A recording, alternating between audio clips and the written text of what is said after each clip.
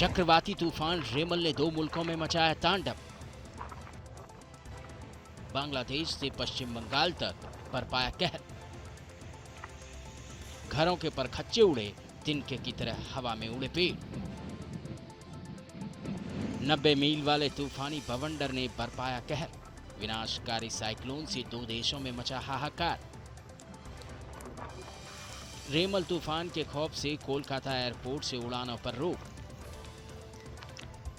चक्रवाती तूफान रेमल से तबाही की रोंगटे खड़ी कर देने वाली तस्वीरें। जब नीले समंदर में उठा 90 मील वाला तूफानी बवंडर तबाही मचाता है, तब तबाही और बर्बादी की ऐसी ही डरावनी तस्वीरें नजर आती हैं। समंदर में सुनामी जैसी खौफनाक लहरें उठने लगती हैं। टीन शेड से बनी घरों की छत हवा में उड़ने लगती है।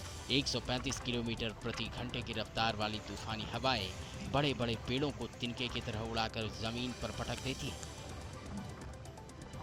बिजली के पोल उखड़कर हवा में झूलने लगते हैं। सड़क से लेकर शहर के रिहायशी इलाकों में मलबे का ढेर नजर आता है। आंधी तूफान के साथ आसमान से आफत की बरसात से सड़कों पर सैलाब बहता नजर आता है। तूफानी बवंडर से मचे कयामत की रोंगटे खड़ी कर देने वाली तस्वीरें भारत के पश्चिम बंगाल और बांग्लादेश की हैं। बंगाल की खाड़ी में उठा चक्रवाती तूफान रेमल ने लैंडफॉल करने के बाद बंगाल के तटवर्ती इलाकों सतखीरा और कॉक्स बाजार में कहर बरपा दिया।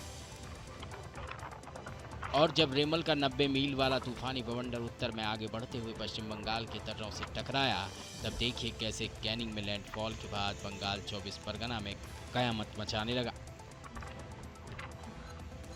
बंगाल की खाड़ी में 1.5 मीटर ऊंची खौफनाक लहरें उठने लगी।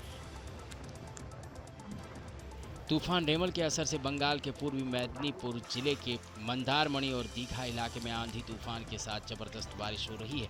कई इलाकों में पेड़ उखड़ गए, घर ढह गए, बिजली के खंभे भी उखड़ गए। कोलकाता से सटे निचले इलाकों में सड़कें और घर में पानी भरा है। सुंदरवन के गुसाबा इलाके में मलबे की चपेट में आने से एक व्यक्ति घायल हुआ। भारतीय मौसम विभाग के मुताबिक बंगाल की खाड़ी में उठा रेमल तूफान 16 किलोमीटर प्रति घंटे की रफ्तार से उत्तर की तरफ आगे बढ़ते हुए जब पश्चिम बंगाल की राजधानी कोलकाता के समुद्री तट पर लैंडफॉल किया, तब 135 किलोमीटर प्रति घंटे की रफ्तार से हवाएं चलने लगी। बंगाल के तटीय इलाके साउथ 24 परगना जिले में सबसे ज्यादा तूफान का असर दिखाई दिया। तूफान के कहर को देखते हुए बंगाल के 9 जिलों में एनडीआरएफ की 14 टीमों को तैनात किया गया है। स्टेट गवर्नमेंट की रिक्वेजिशन पे हमने 14 एनडीआरएफ की टीम्स जो है वो साउथ बंगाल में डिप्लॉय की हुई हैं। उसमें 2 टीम पूर्व मेदिनीपुर में, 2 टीम पश्चिम मेदिनीपुर में, 1 हावड़ा, 1 हुगली। इसके अलावा जो है साउथ 24 परगना में इंक्लूडिंग सागर आइलैंड में 3 टीम है, नॉर्थ 24 परगना में 2 टीम है, नदिया और मुर्शिदाबाद में 1 टीम और कोलकाता में 1 टीम। पश्चिम बंगाल में लैंडफॉल करने के बाद चक्रवाती तूफान रेमल ने सबसे ज्यादा साउथ 24 परगना जिले और पूर्वी मेदिनीपुर जिले में तबाही मचाई है। तूफानी बवंडर से कई घरों के परखच्चे उड़ गए। आंधी तूफान के साथ जबरदस्त बारिश होने से कई पेड़ जमीन से उखड़कर गिर पड़े। बिजली के पोल उखड़ने से कई इलाकों में अंधेरा छा गया। दक्षिण 24 परगना के नामखाना में तूफान के चलते मछली पकड़ने वाली नावें किनारे पर रस्सी से बंधी खड़ी हैं।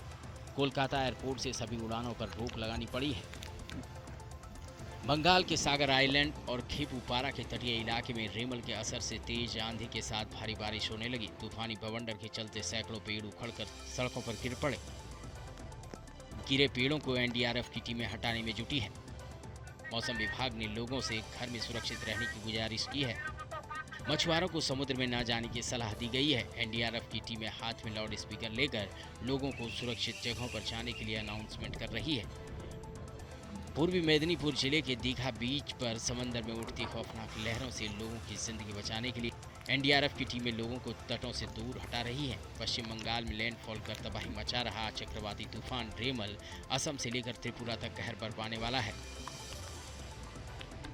Team news nation.